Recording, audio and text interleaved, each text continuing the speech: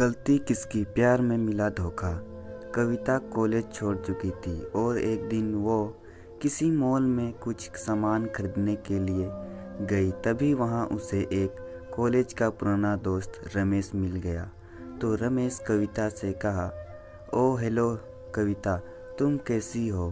College छोड़ने के बाद हम सभी दोस्तों को भूल ही गई। तभी कविता ने थोड़ा शर्माते हुए कहा कि नहीं रमेश, दरअसल मैं किसी को भी नहीं भूली, बस बात यह है कि मुझे टाइम ही नहीं मिलता। तभी रमेश ने कविता को ऊपर से लेकर नीचे तक उसे घूरकर देखने लगा और कविता को देखकर वह अपने मन में यह सोच रहा था कि वाह कितनी सुंदर है, इसका तो नंबर लेना ही पड़ेगा। वैसे कविता शुरू से ही बहुत ही भोली लड़की थी और यह बात रमेश जानता था। और रमेश कॉलेज टाइम से ही बहुत ही फ्रॉड लड़का था, लेकिन यह बात कविता को बिल्कुल नहीं मालूम थी। तभी रमेश ने कविता से कहा कि कविता चलो एक कप कॉफ़ी पीते हैं।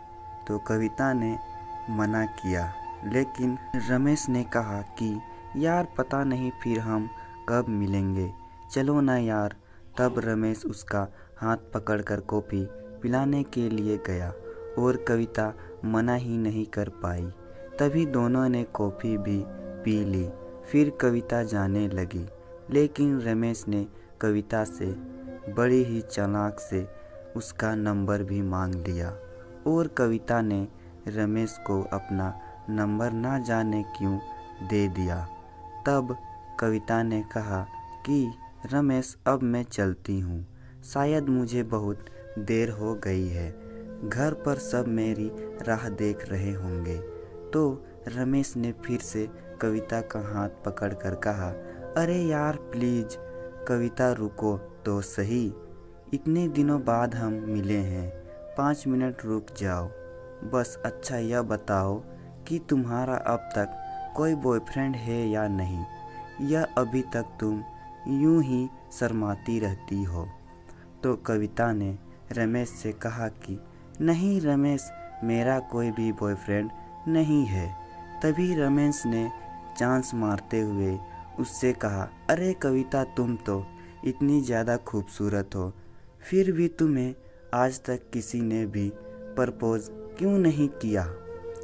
इस बात से कविता थोड़ा उदास हो गई। इतने में ही रमेश ने कविता के कंधे पर हाथ रखते हुए कहा कि तुम चिंता मत करो कविता, अब जल्दी ही तुम्हारी ज़िंदगी में एक बॉयफ्रेंड आने वाला है और वह तुमसे बहुत ही ज़्यादा प्यार करेगा।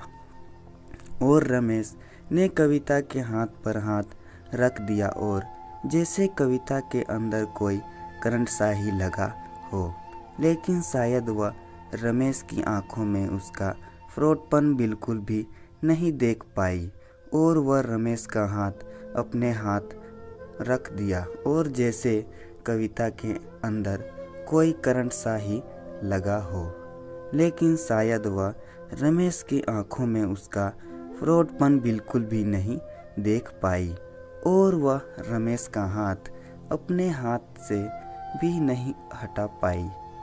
तभी रमेश ने कविता को उसके हाथ एक सेल्फी लेने को कहा, लेकिन ना जाने कविता उसको मना क्यों नहीं कर पा रही थी।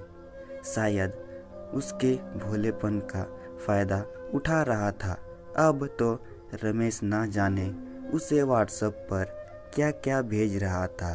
तभी उसे गुलाब का फूल भेज रहा था, तो कभी उसे हार्ट या किस वाले मैसेज भेज रहा था और कविता को कहीं ना कहीं डर लग रहा था। लेकिन रमेश ने उसको कहा कि अरे यार तुम तो कुछ भी नहीं, मेरे दोस्त की गर्लफ्रेंड तो रोज़ ही उसे एक किस देने एक बगीचे में जाती है और वह तो अपने घर वालों को तो कुछ भी नहीं समझती। इस बात से कविता का हौसला बहुत ही ज़्यादा बढ़ गया। एक दिन कविता के घर पर कोई भी नहीं था।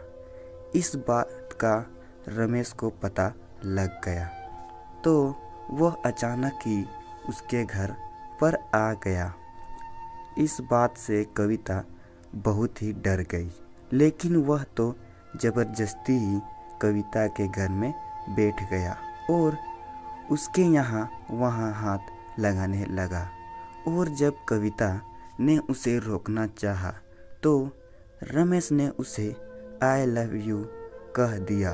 अब कविता उसे रोक ही नहीं पा रही थी, क्योंकि उसे पहली बार किसी ने लव यू कहा था। मगर रमेश के अंदर का दरिंदा बिल्कुल भी नज़र नहीं आ रहा था। अब रमेश को कविता ने जाने को कहा, लेकिन रमेश बदले में उसे एक किस मांगने लगा और उसने उसकी ना जाने कितनी किस ले ली। और किस लेते समय उसने उस साथ एक सेल्फी भी ले ली। फिर वह वहाँ से चला गया। अब कविता को बहुत ही ज़्यादा डर लग रहा था, लेकिन उसने रमेश के बारे में अपने घर वालों को कुछ भी नहीं बताया। अब रमेश पूरे दिन ही कविता से फ़ोन पर बात करता रहता था।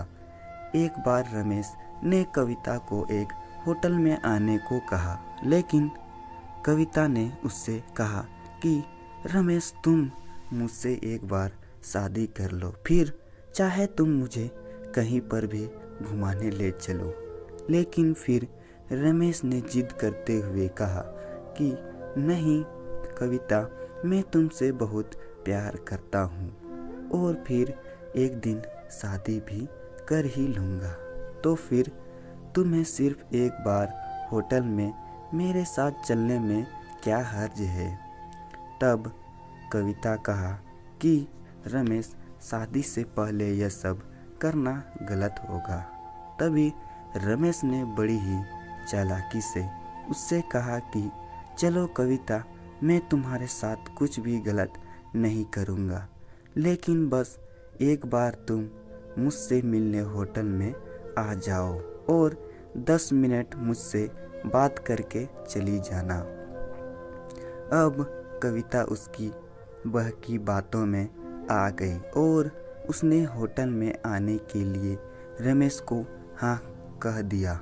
और तो और उसने अपने घर वालों को भी कुछ भी नहीं बताया और वो रमेश के पास उस होटल में पहुंच गई। और जैसे ही कविता वहां गई तो रमेश ने उसे एक कोल्ड ड्रिंक में नशे की दवा मिलाकर पिला दी और अब धीरे धीरे उसे नशा होने लगा। तभी अचानक कविता के सामने रमेश का एक दोस्त भी आ गया और वह दोनों ही कविता को देखकर मुस्कुरा रहे थे। अब कविता सब समझ चुकी थी कि रमेश ने उसके साथ धोखा किया है। और फिर रमेश और उसके एक दोस्त ने मिलकर कविता के साथ जो गंदा काम किया उसके बारे में आपको आगे की कहानी नहीं बता सकता दोस्तों, क्योंकि यह किसी की बेटी या बहन की इज्जत का सवाल है। लेकिन यह कहानी मैंने आपको इसलिए सुनाई है क्योंकि कविता जैसी ही मेरी बहनें बार बार ऐसी ही गलती क्यों करती है। मैं उन्हें सच्चा प्यार करने से नहीं रोक रहा, मैं तो बस उसको उन दरिंदों के जाल में फंसने से रोकना चाहता हूँ जिन्होंने ना जाने कितनी ही बार कविता जैसी लड़कियों को अपना शिकार बनाकर उसका जीवन बिल्कुल ही बर्बाद कर दिया है। तो दोस्तों, यह कहानी आप लोगों को पसंद है तो वीडियो को लाइक कर दीजिएगा और चैनल पे नए हैं तो चैनल को सब्सक्राइब जरूर कर दीजिएगा। मिलते हैं नेक्स्ट वीडियो में।